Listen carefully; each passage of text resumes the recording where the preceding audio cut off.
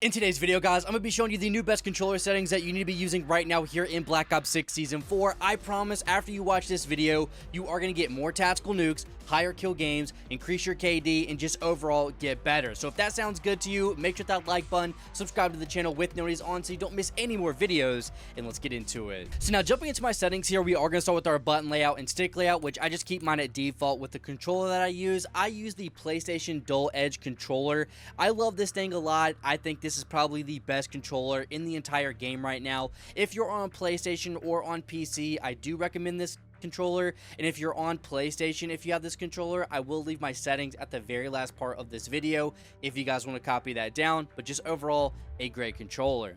Now for my vertical and horizontal sensitivity, I have it at 1.65. I don't change this. This is something that you're not going to want to change a lot.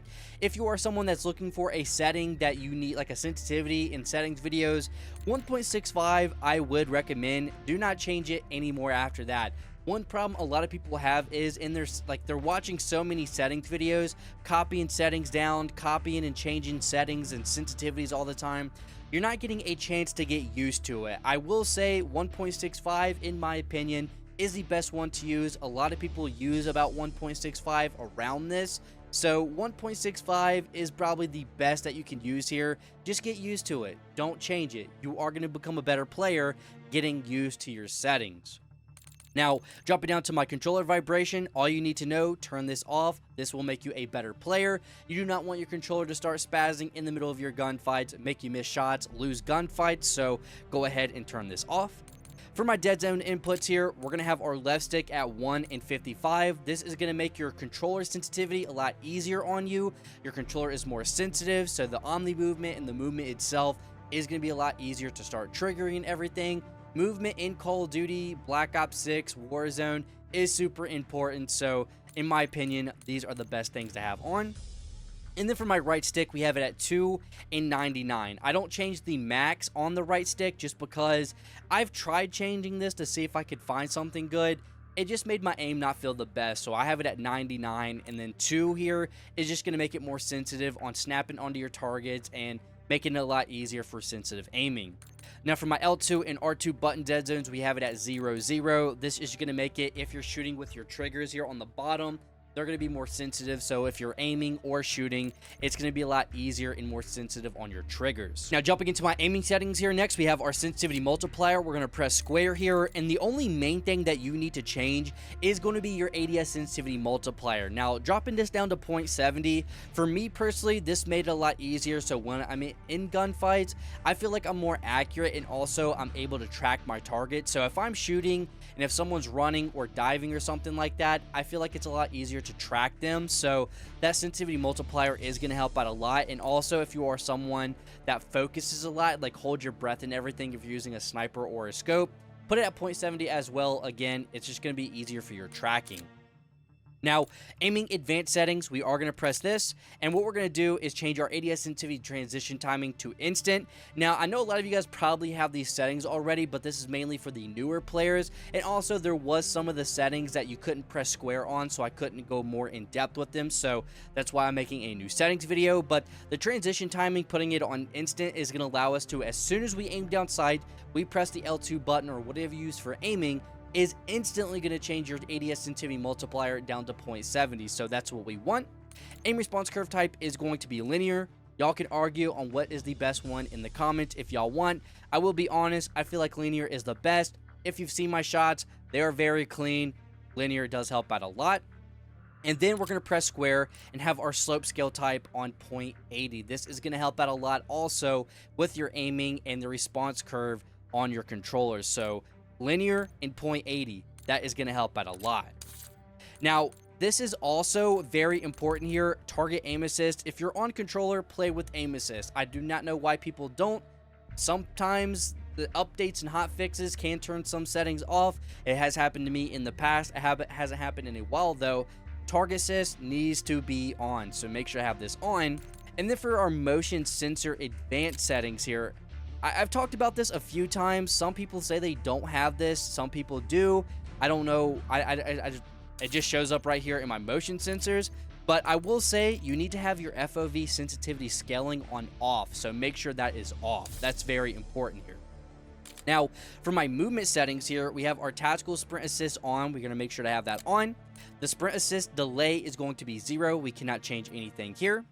The assist sideways and backwards, you're going to have this on. This is going to make it easier to run backwards and sideways, and that's also easier to activate an omni movement. The corner slicing, some people disagree, some people do agree with this. Corner slicing does help out getting some free kills. I feel like it does help out a lot. Sometimes you can peek around a corner. They're not going to see that on your screen that you're leaning over, but it does show that on your screen that you're leaning over. I like to call these free, easy kills. So corner slicing is going to be on. Movement behaviors, the slide and dive. I have it on tap to dive. A lot of people like to have it on hybrid or slide only or tap to slide. For me, I feel like it's a lot easier to get in and get out of gunfights if I'm diving very easily. So that's why I like to dive when I'm shooting or in gunfights or trying to get out of gunfights. I feel like it's just a lot easier to get out of and in of gunfights, which does help out a lot. And then for our movement advanced settings here, this really just depends on the perks that you use. Now, if you use Slipstream that doesn't give you a tactical sprint, you're going to put on single tap run. That's going to make it easier on you to start running. Now, if you're using tactical sprint, if you're not using Slipstream, or if you have double time or just a random perk 3 on so you get the tactical sprint, you're going to put on single tap sprint. Now, for some reason, this is actually banned in the CDL. You cannot use this in the competitive scene. I don't really know what advantage it gives to them, but if you have an advantage with this, use it. But I don't use tactical sprint because with Slipstream, by default, I am getting a faster sprint to fire speed time on my weapon, so I don't use tactical sprint in the game anymore. And then for combat, I don't have anything in my combat settings that I change. I don't really think there's anything in particular that I need to change, so whatever's on the screen, you can pause the video and copy down really quick. Now, for my graphic settings, we're going to have our 120 Hz refresh rate. We're going to make sure that's on. Most of the time, if you're playing on like on a 4K TV, like a monitor that has 4K or 1440 on a TV or a monitor, you're going to have this by default. So if you have this setting on, or if you have this ability to have it on, make sure to have on. Then my gamma brightness is going to be 50. I do not want any gamma or any extra brightness on my screen. It just makes the game look nasty. And then for our echo mode preset, turn this off. You do not need this on. This is literally a pointless setting in the entire game. I don't know why this is in the game. Now for my quality, we're going to make sure our world and weapon motion blur is going to be off. Same with depth of field. We do not want our game looking nasty looking, any blurs or whatsoever. We do not want that. So our game's going to look nice, clean, and crisp. Fidelity cast is going to be on. The cast strength is going to be 70. I wouldn't go any higher than this. It's going to make the game look too grainy, too nasty looking. So I have it at 0.70, 70, whatever you want to call it. Now for our details and textures, our on-demand texture streaming, we're going to put this on optimize. The texture cache size is on the largest, and there's going to be no download limit. So we're going to be always downloading the best quality of the textures in the game. So this is going to be a great thing to have on if you're trying to make your game look very nice and very clean. I get so many comments, you know, for you to be on PlayStation, you're getting some great quality. This is one of the main things that I have on. And then we're going to our view here. Our FOV is going to be 115. A lot of these are the same. Again, there are a lot of new players playing COD, so this is why our settings video is up here. But the human eye is not going to tell the difference between 120 and 115. If you have it maxed out at 120, sometimes there can be a little bit of a small delay. So I don't want to risk any delays whatsoever, so I just have it at 115. My ADS field of view, weapon field of view is going to be affected and wide. What this is going to do is make my weapon look smaller, and also when I aim down sights with my weapons, the camera isn't going to zoom in. So if a weapon has any bad muzzle flash, visual recoil, or recoil, it's not going to look that bad. So this is a great way to just have better picture in your game. You're going to play a lot better as well. You know, you're not having to deal with as much visual recoil, muzzle flash, or recoil on your weapons with just these two settings on. It does help out a lot. And then we have our first person camera movement. We're going to have this at least at 50%. This is going to make it where there's not as much camera shake, so this is going to help out a lot, just making the game look a little bit more smoother. So we're going to have it at 50%. And if you have the third person, if you play third person or anything like that, you're going to want to put this at 50% as well. Now, we're going to go to our audio settings. There's really nothing too crazy I really want to talk about here. There is a few things that I can say. Make sure that you have a headset or earbuds if you're playing Call of Duty. The headset that I have on right now is the Astro A40s. I think these are the best headsets in the entire game. But what you're going to want to have on for your sound and audio here, mainly for me, I just like to hear the operators talk sometime and just guns and explosions. That's all I like to hear. So I just have effects volume and dialogue volume. That's all I hear. My master game volume is going to be at 50. Nothing too crazy there. My audio mix is going to be Sucker Punch. This is going to help out a lot, just making the game sound a lot more clear and a little bit more loud as well when it comes to like the footsteps and everything. So this is going to make it where you can pinpoint the footsteps if they're above you, left of you, right of you, underneath you. This does help out a lot also with the footsteps and just hearing gun shoot. So that's great. And then we're going to drop down to our hit marker preset. A lot of people like to talk about in my videos the hit markers that I get. If you want the classic Black Ops 4 hit marker sounds, you're going to put on classic, and that's all the way at the bottom of the sound settings in your audio. And then we're going to go to our interface settings. We're going to go to readability. And the only thing that I really like to change here is the color customization.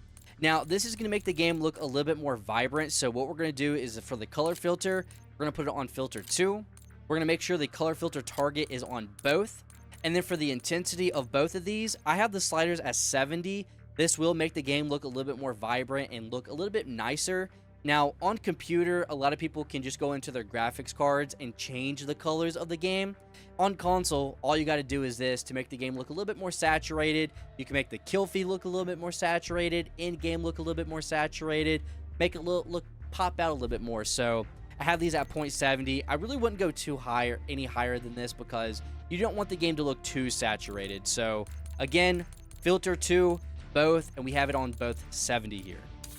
Now, for my gameplay HUD, what we're going to do for our safe area, we're going to bring this all the way down. We want all the action to be as close to the middle of the screen as possible. I don't have to move my head around to check the mini-map, look at my kill feed, look at how many bullets I have on. We don't want to have to move our head. All we have to do is move our eyes. So we want all the action to be as close to the middle of the screen as possible. So make sure that you have this square as small as possible.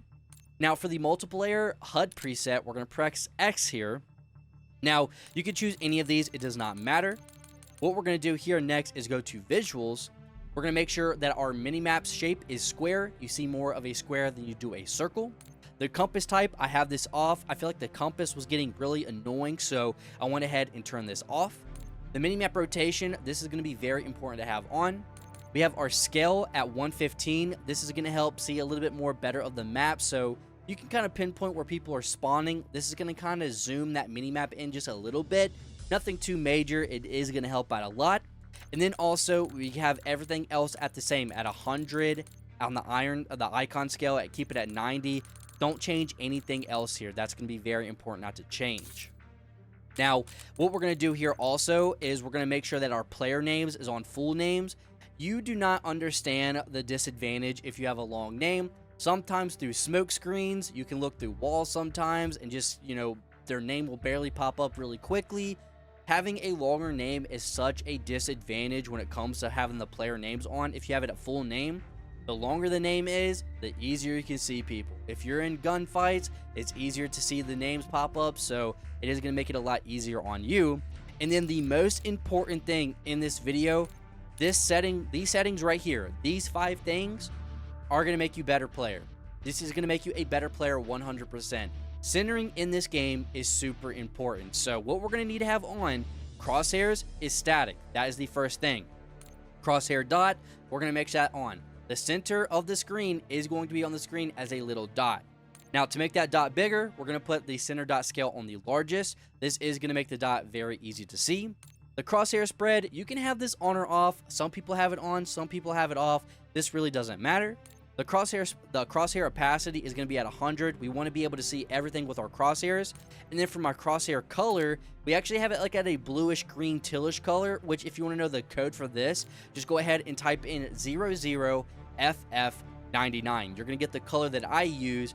Any map that's on, bright maps, dark maps, it does not matter. you are going to see your crosshairs, which is going to make it easier for your centering. But right now, these are the best controller settings that you can copy down here in Black Ops 6 Season 4. I want you to copy these settings down. Let me know in the comments what are some settings that you changed, and if it made you a better player, worse player, let me know in the comments. If you drop any crazy games, let me know the best game that you got. If you get any nukes, 100 kill games, increase your KD any, let me know in the comments. But again, if this video helped you, hit that like button, subscribe to the channel with notifications on, and I'll see you guys in the next one. Now, since we went over the best controller settings in Call of Duty, let me show you the controller settings that you can change in PlayStation, and this only works on the Edge controller if you guys need it. Now, what we're going to do is go to our settings. A lot of people don't know how to do this, actually, so it is kind of crazy. So what we're going to do is go down to Accessories.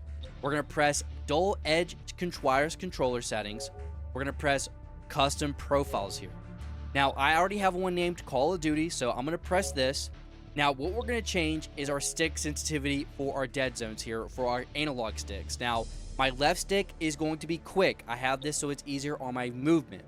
Now, for my right stick here, I also have it on quick, so it's easier on snapping onto my targets and making it where my aim is just going to be really quick, snapping onto targets. And this is something you are going to have to get used to, believe it or not. It actually took me a whole entire day. I was playing for like Call of Duty for like 8 hours just to get used to this. It is too fast at the beginning, but once you get used to it and master it, it's going to work really good for your aiming, snapping onto targets, and it's going to be easier on tracking. Just everything with your aim is going to be a lot better. Now, for my trigger dead zones, now all you got to do, this is easier on you, apply the same setting for L2 and R2. I have it at 0 from and 30 to 2. So what this is going to do is make the triggers even more sensitive. So the controller is very sensitive. We get into Call of Duty, we change our dead zones in there as well from 0-0 and everything. This is going to be absolutely insane for your controller. But I'm telling you right now, these are the best controller settings in Call of Duty and also for the Edge controller. I hope this helped you. Even if you don't even play Call of Duty, these are the best settings that you can copy down for your Edge controller. Thank you guys for watching. I hope you guys enjoyed, and I hope this video helped you.